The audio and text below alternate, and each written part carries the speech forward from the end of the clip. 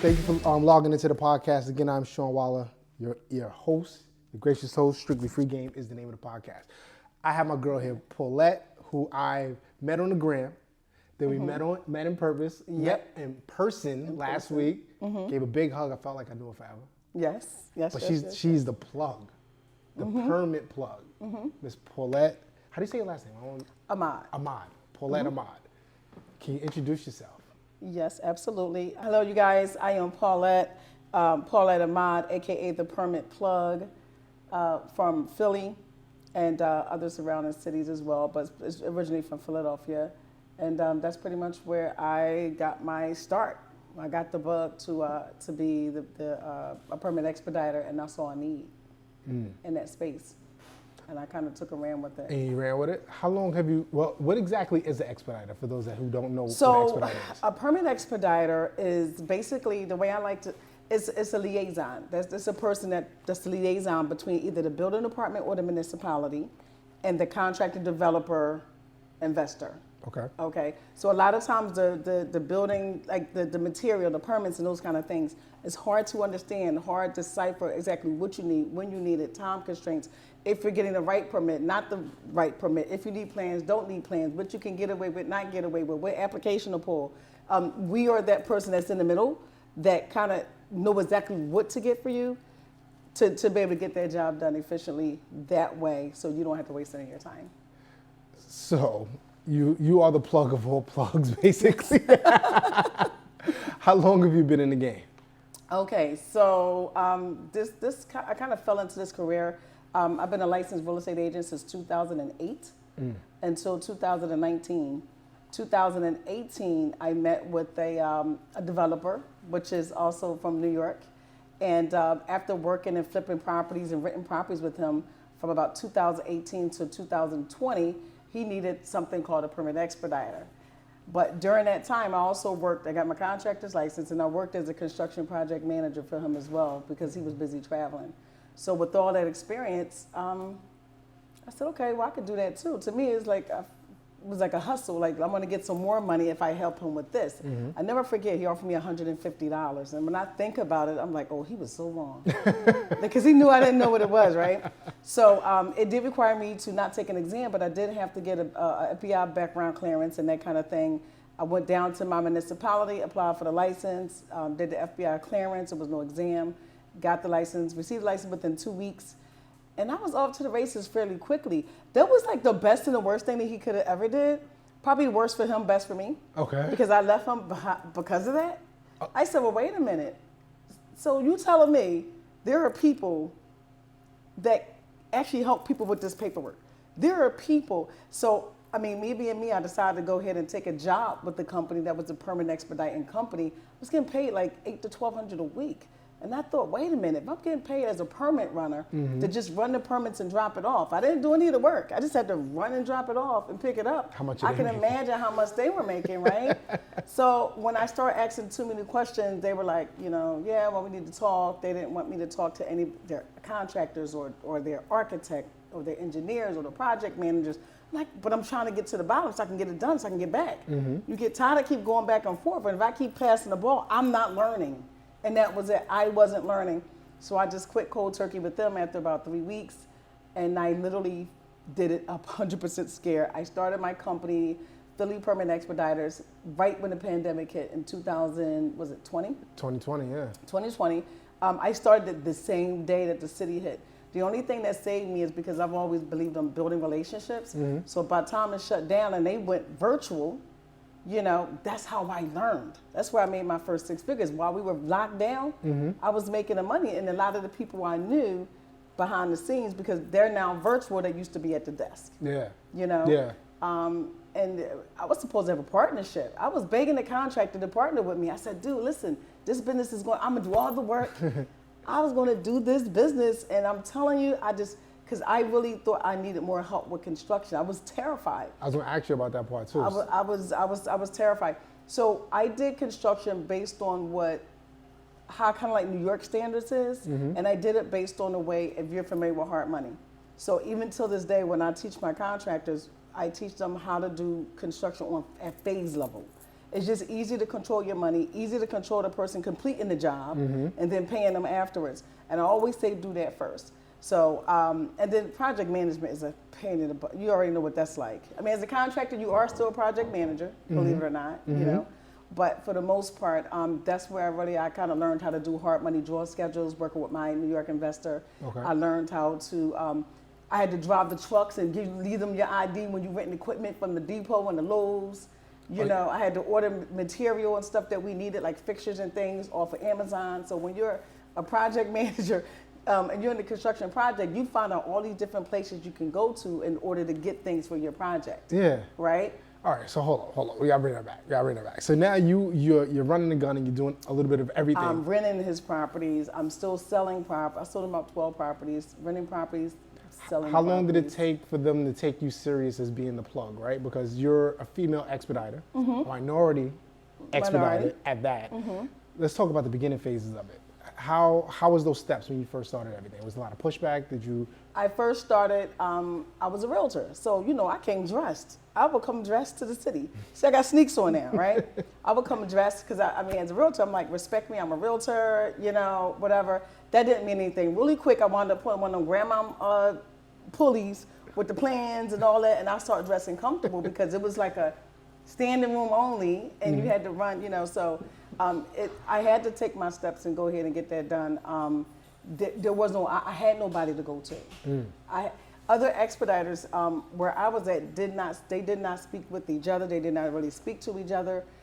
Every person was minding their own business, and most of them were permit runners, not a permit. I wanted to read the plans. I wanted to know when inspections were due. I wanted to call for inspections. I wanted to know do I need the contractor, when an electrical permit is due, how to read the electrical plans, how to read the city's review when it comes back and tell me what's needed. I need to know who that needs to go to. I wanted that part of it.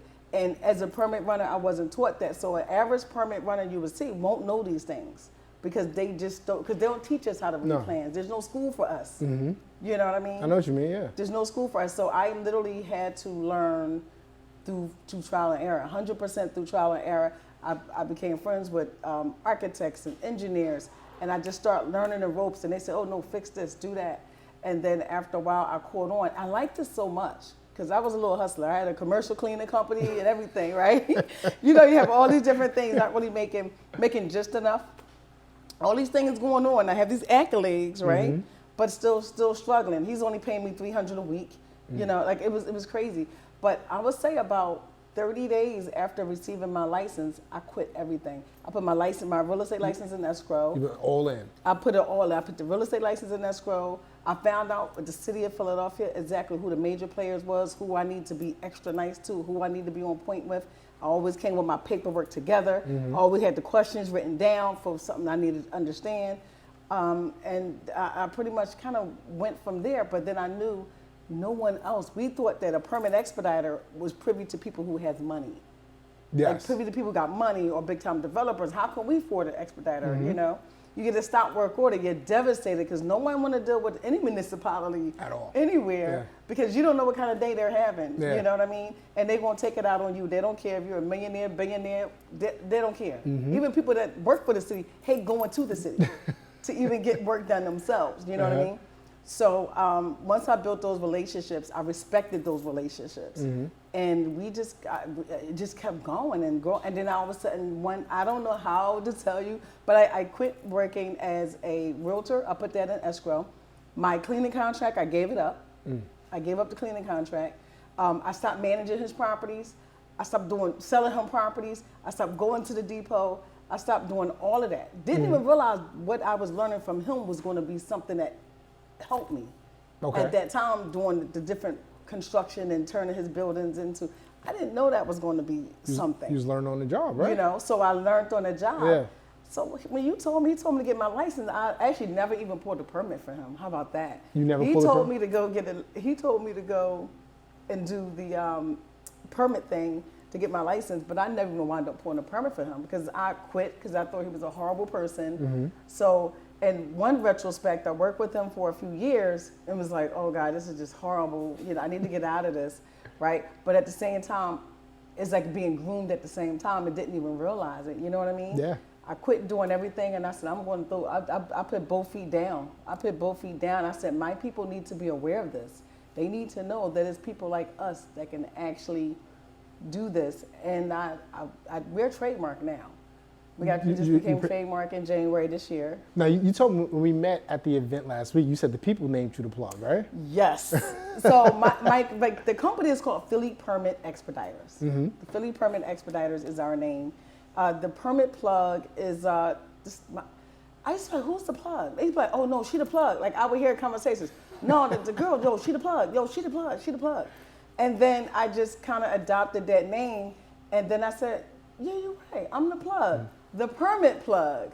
And then that's when it kind of stuck with me. That's when it stuck, yeah. And then it kind of like took a life of its own, and I went from doing that to hiring assistants, VAs.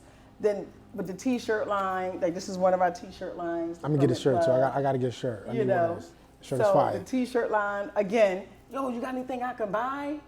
So each thing as we learned it, I just added it if it was in demand. It was never a get money situation. It was like even down to the things and the people we service with like electrical permits, and now Airbnb and multi-level conversions and event spaces and all that stuff. I could do that in my sleep, but it took me years to know it distinctively that I can go in any other city and show them how to do it in their own city. Because to me, it's common sense. Yeah, but let's talk about that part of it, right? So you're telling me that you're in Philly, but now you have other legs to the business as well, right? So now you're the plug in different states. Let's talk about being a plug in different states. How many states are you in? Okay, we are currently in Jersey, New York, Atlanta, Dallas, Baltimore, and Maryland. So, and what are you doing in those states? Like, how does that work? So, in those particular areas, well, we do Chester too, but in those areas, I'm looking and reading, trying to find out because some permit expediters in certain areas, they call them something else. You have to take an exam and things of that sort. So I'm looking at how to make myself this person in every other city, because I've had a demand of clients saying, well, dang, I wish you was I have clients in LA, Chicago, so I'm gonna get over there. So I said, how can I take all these exams? And it just became overwhelming. And then a light bulb went off again. And I said, wait a minute. If I'm the permit plug, I just gotta plug in. So what I need to do, and then that's when it happened about 2 years ago, and even till right now, I have other expediters or other permit people that inbox me all the time. And that's where it kind of really pushed me. How do you do this? How were you able to do that? And can you show me, will you ever be in my area? I'm in Florida, I'm in Atlanta, I'm in Dallas, I'm in Houston. And I just started getting that, and I said, well, what do they want me to teach them? Because some of us, I'm just being me, and I'm following through the brand, and I put 100% back into my brand. They're buying into the brand. And I said, you know what? I think I have something here. So I said, the way I could be of value to them, and I could value to my people at the same time, is to, why not just go ahead and plug them in with the people that I have that's looking for permit expediters or permit runners or what have you over in those areas. And then I decided to travel to a few of those cities to see what is really working with. I didn't want to just refer and not see what was going on, right? Yeah. So I show up and I realized they're not doing the volume I do. They barely do permits every other month or every month. And I was like, what? Yeah, how's that even? I said, how was that even possible? Yeah, how's that possible? So the biggest problem that a lot of permit expeditors have for other cities is the marketing aspect of it, which is the reason why I'm doing the licensing with the Permit Plug. I can honestly say I don't know a lot of expeditors. Personally? Yeah, off the top of my head, I hear that a lot. I don't. I probably know like one besides yourself. Yeah.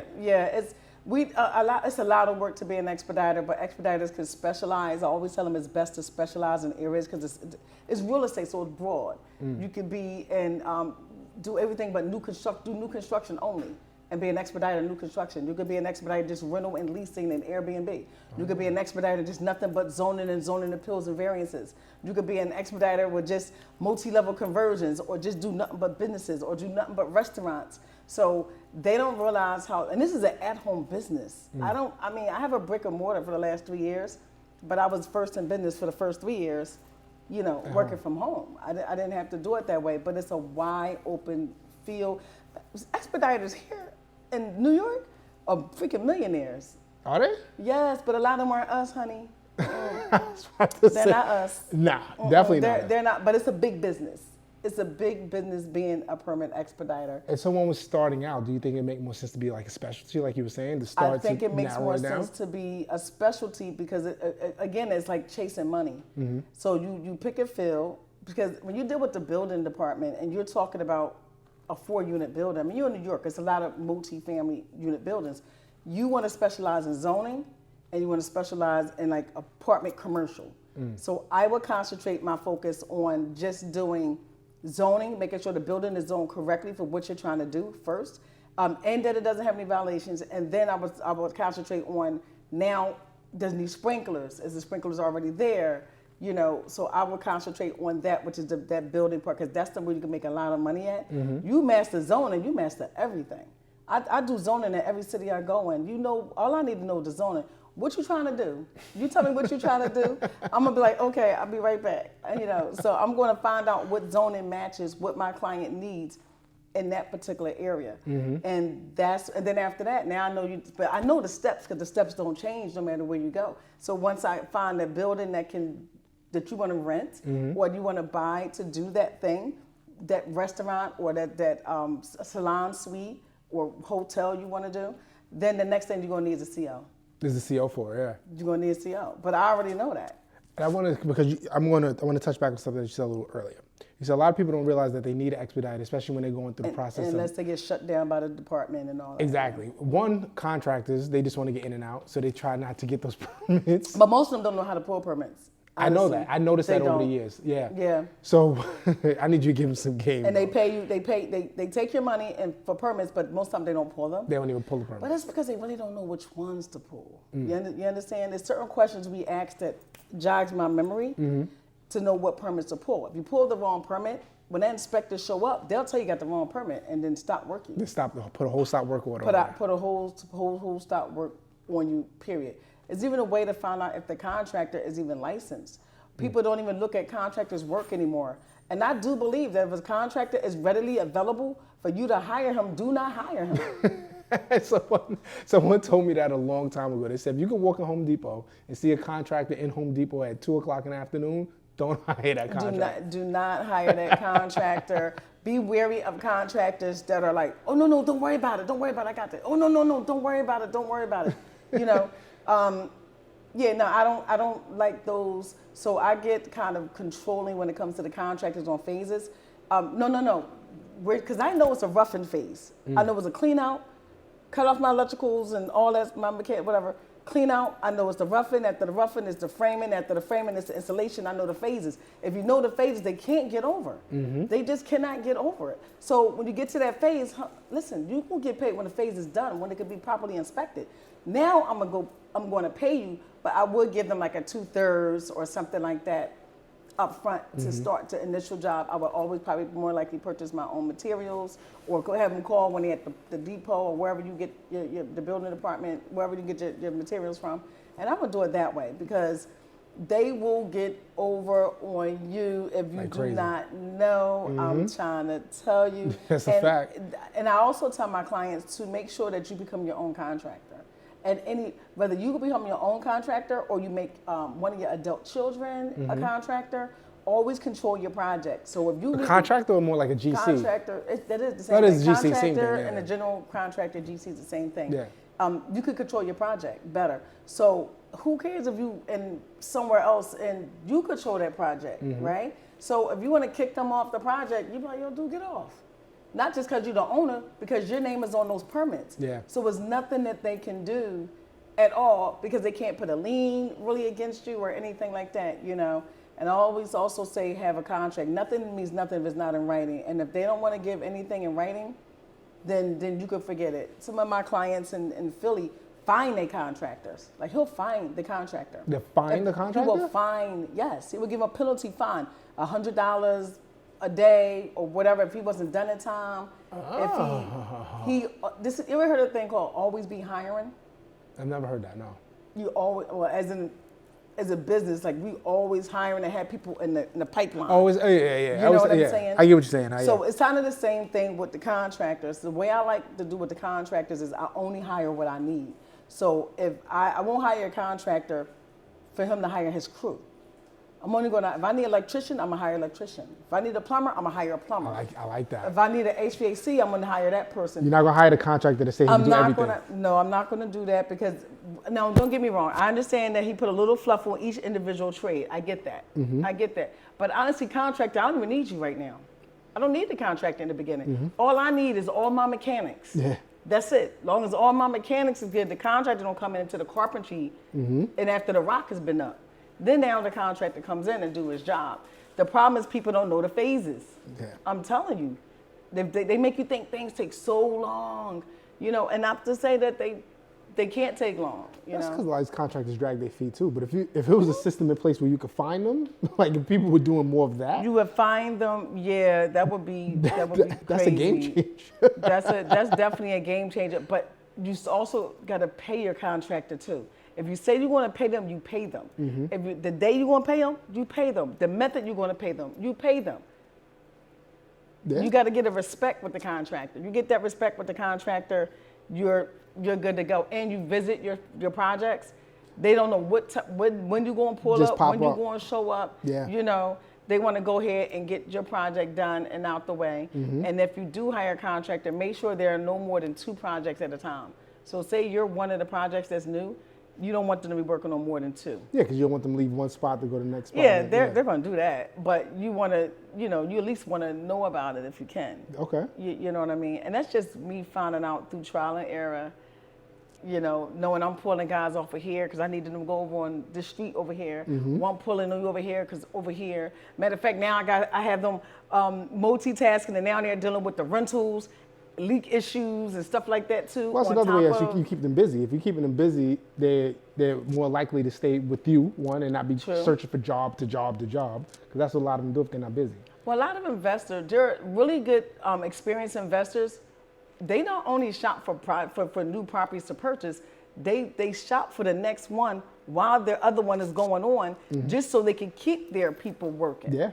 They do that because they value their people, but they don't make no mistake of paying them one time, but then they also hold them accountable for what they do. Say, okay, well, when this is done, and I come back and I see this done, then I'm going to pay you right then and there. I'm going to pay you, no problem. Very true. But it has to be done. I mean, it has to be done. Now, contractors do work with us permit expediters. Sometimes they don't like it. Well, it's a love and hate relationship, I guess I would say. They love it because at one point we do all that back office paperwork, you know, and then some point it's like, dang, I can't just do what I want. I can't finesse this. Yeah. You know, so it's like, Your master class, because you teach a master class, right? Is that more for the people that want to get into to learn how to be an expediter, or are you teaching a homeowner as well to what they look for, how to pull their own permits? Because you said it makes more sense to kind of be your own general contractor in a sense. Can the average everyday person join your class as well? Yes, the average everyday person can join my class as well. But again, it really depends on what it is they're trying to do. The average everyday person, it depends on what they're trying to do. You know, we do train GCs to be GCs, not the whole building process. I'm not in there doing that. My most important thing is the phases and all your licensing and OSHA and that kind of thing. So we do make people aware of that. And we also help people when it comes to knowing exactly what their rights are too, as that general contractor, as that owner, as that investor, what they can get away with, what they cannot get away with, how to be proactive, when is the best time to step into the project, you know, stop leaving everything up to your contractor and want to blame your contractor when you're grown. This is business. This is not personal. You understand? Don't do that. I don't care if you're a friend or your foe. You want to make sure that you hold that accountable, which is the reason when you have a contract in place, you know, oh no, you said you was going to do this verbally. How can we debate that? I mean, they can't even barely read plans, let alone, that's why you want to have something in writing to back that up. So if you can't read the plans and tell you what to do, at least we can look at this paperwork and say, hey, you signed this, and you know, at this phase, you'll be doing X, Y, Z. So, you know, but I actually found my calling. I love what I do. I can tell you. I can see the passion in your eyes Yeah, I when love- you talk about it. Like this, you're making me excited to be one of the expediter. And that's a career that I never honestly thought of. Like to be expediter. But it's needed though. It is needed. I need you to explain why it's needed though. Why is it needed? Why do we need more minorities doing it? More females getting into the business? What are your thoughts on all that? So we need more minorities, period, because we need other ways to diversify our careers and our income outside of open up daycare centers and home health care agencies and event spaces. I'm sorry. There's other things that you can do as minorities. And once we get it, we run with it. We run with the ball. You understand? But each time something is learned, they tend to turn around and up the ante for as qualifying and that kind of thing. So right now, this is an untapped market for us. This is a 100% no test for it, right? You said you just had to do a background Now, check. there's no test from where I'm at. Okay. But in some states, you got to you have to have a bachelor's degree. In some states, you don't need a license at all. Really? You know what I mean? You could just be a liaison, just as just a regular person and do it. You know, some states you don't need it at all. But it's important to go ahead and know that there are other things out here. 'Cause let me tell you something. One thing for sure, when it comes to these permits, you want to get a stop work order, or you want to get them big orange signs or yellow signs that says imminent danger building, right? And then you're going to be like, wait a minute, they're finding me $3,000 a day or $2,000 a day or whatever it is, right? You need to know what to do with it. You need to know that these are sprinklers. You need to know that there's a need for it. Every building I walk into like this, I love it because I know exactly what it took to do electrical. I know about the sprinklers. I know about the heating, the HVAC ducts. Like I know about all that stuff. It's almost like I'm in my world. I'm in my world. I'm in my zone. You know what I'm saying? And I think more contractors should learn about it as well. I think they should. That want to go into that whole fix and flip game. It's not just about acquiring the property, going in, tearing the wall down, and trying to get out as fast as you can. Right. You should really learn the game. You should at least learn the basics. The bare basics. You should at least learn the basics. What area that you're in, of course, because every city is different. Like I said, here in New York, there's a lot of apartment buildings. So I would automatically think rental. I would think leasing. I would think zoning. I would think certain things. You understand? So some people do things, like a job, and but I do things, and I love what I do. So when you feel like you found I found my purpose, stuff just gravitates towards you. Just get it. You can't kind of put your finger on it. Like, what makes me? I don't know. I just know I know. That makes sense. Like I just know I know. And when you're good at what you do, you just are. You don't try it. Yeah. You just automatically. It just kind of. It don't feel like work after a while. It don't feel like work. Yeah. You're gonna still have some crap moments, and you're gonna fail forward. Because come on, we charge. I charge $500 for 30 minutes. We charge just for our screw ups. Yeah. Honestly, because the screw ups cost us, right? Over and over again, and you want to pick my brain for free, and then still don't even hire me. So, it's a $500 consultation, huh?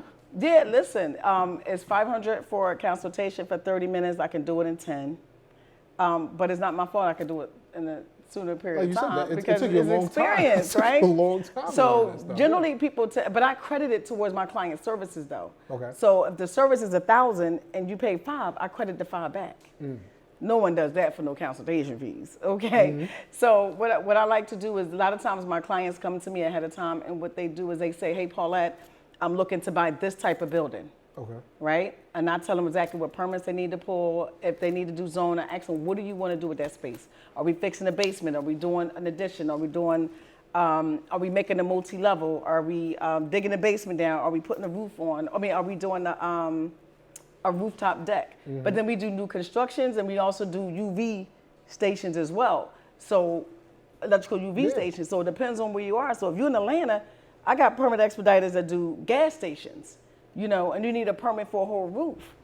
Yeah. I have another company that we work with called Blueprint Robotics, and we get all their mechanical permits, and all they do is build the house inside their facility, and then they actually ship it over and then put the house together like this, and we get them all their permits. Oh. Well, not all, we get them all their mechanical. Wow, I didn't even know an expediter was involved in that process. We help them with, one of the things that we was intricate in with this particular company, because they build in other cities, is that we will step in ahead of them. Once we know that they acquired the property, we will step in, and then we will find the plugs in that area to do what we do. So we will find them an expediter, we will find them an electrician, we will find them a plumber, we will find them these. That was just something again added. Yeah. You know that we do for the most part for a blue sense. book. Oh, all right. See, I learned something new today. Yeah, but you know And what? I ain't even paid the $500 for it. People say, wait a minute. They go, wait a minute. It sounds confusing and crazy and lot and just so much, but it's not. I'm intrigued. It's not really. No, it's not that. Yeah. It's not. I love sitting up there and listening to the guys talk their stuff. I know exactly what they're talking about. I love it. I love seeing them do their thing. You was telling me about a stop work order situation, right? Oh wow, which one? I need the story you was telling me. You was telling me something. Okay. Yeah. Okay. I'll let you tell the story.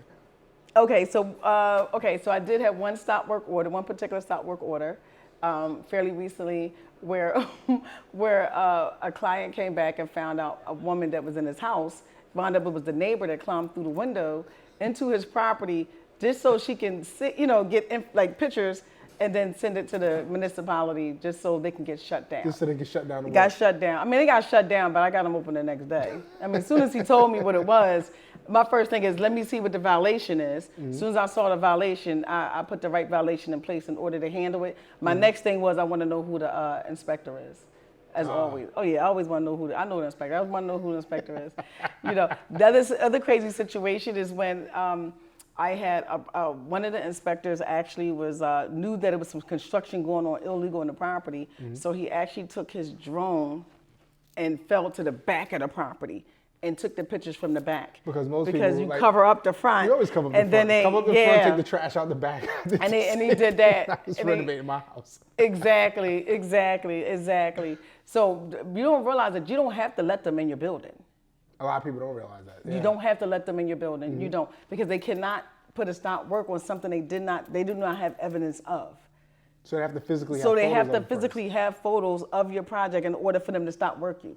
Oh, okay. You understand? And the moment that you get that corrected, it automatically, it comes off, the person comes out. So I'm gonna call the building inspector back out and say, all right, listen, I cleaned up the front of the house. I need you to come back out and inspect and remove this violation.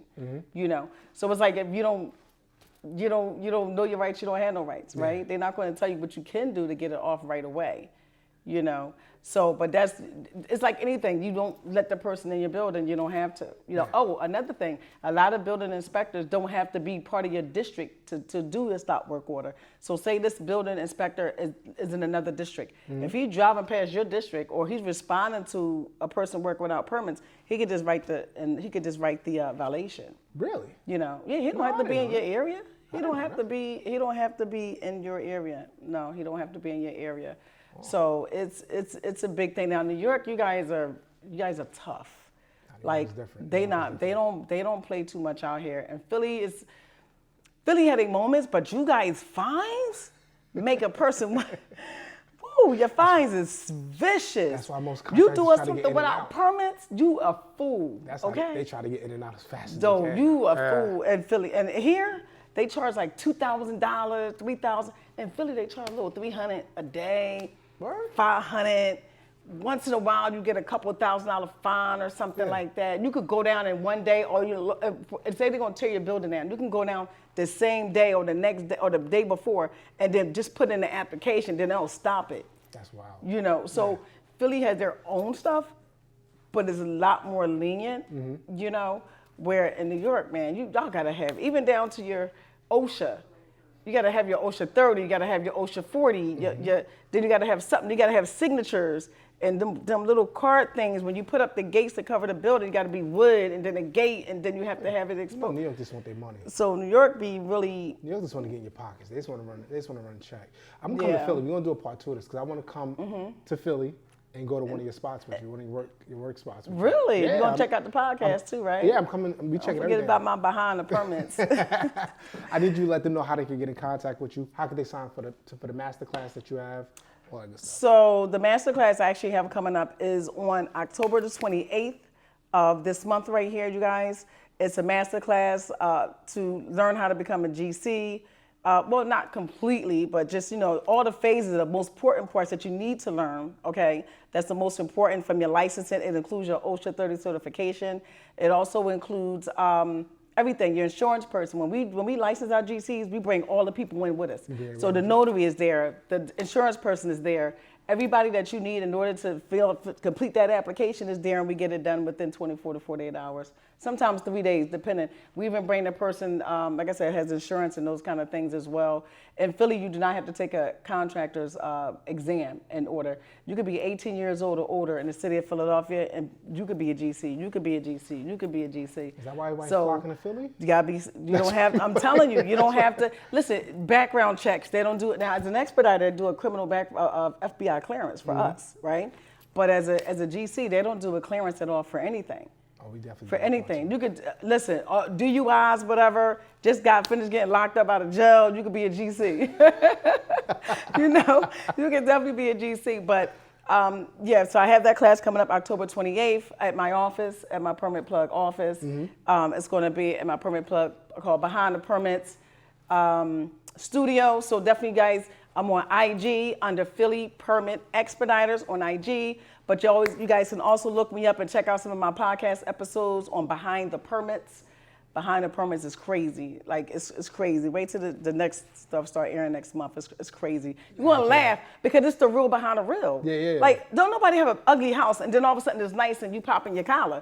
No, you done fired the contractor or your girlfriend showed up at the site or the neighbor climbed into the window. You're going through some ish. You're going through some or ish. Something crazy that went on before, like, something good happened. Yeah. And nobody talk about that, but people are actually going through that and need to know. Like when we was at the conference and Jude Bernard and all of them was talking about their different situations. Yo, that's real. That's a real deal, yeah. That's real. You see more of that more than you see the whole pretty, exactly. the pretty part of the game. But people need to know they need to know how to get in it and around it and over it and how did you overcome it. That's why it's called Behind the Permits, because I'm taking the Band-Aid off of. Oh, we locked in. What's behind that? We checking that out. I'm gonna put that in the description of for the podcast as well. Yes, Behind the Last Permits question in before Google. We go. Sure. I say I'm an 80s baby, hip hop raisin, right? I say music has a soundtrack to my life. Me too. I can listen to the music and it takes me back to where I was at that moment and it shaped me. Who's your favorite artist? What record would you listen to today that you'd be like, yo, this takes Paulette back? This would made her transform her into Y'all gonna think I'm crazy. I'm gonna tell my age on this one. Oh, okay, here it is. One of my favorite artists, and it take me back in the day, is my Adidas. Walking on 2 Street. Run DMC? Yes, Run DMC. Back when we used to wear the New York shoestrings. I'm a Queens boy, I know. Listen, come on, man. Remember the Eddie Murphy hats and the glitter jackets and listen, I go back to Lotto Sneaks. So you know what I'm talking about, right? Yeah. For those who know, they know. For those who know, they know. So my Adidas, Run DMC. That's the first person that came to mind. I remember the day I learned how to do those shoestrings perfectly where I could just put my foot inside I remember that day. That and That's what's up. Queens is rapping. And Queens the New York that and that's I would say them for sure. Yo. Yeah. Listen, we gonna wrap it up. Yeah, all right. Well, I appreciate you. Thanks for coming. She came all the way from Philly. From Philly. From Philly to check your boy out. Make sure you like, subscribe, hit the notification bell. This one's gonna be a good episode. Absolutely. The Permit Plug. Permit Plug.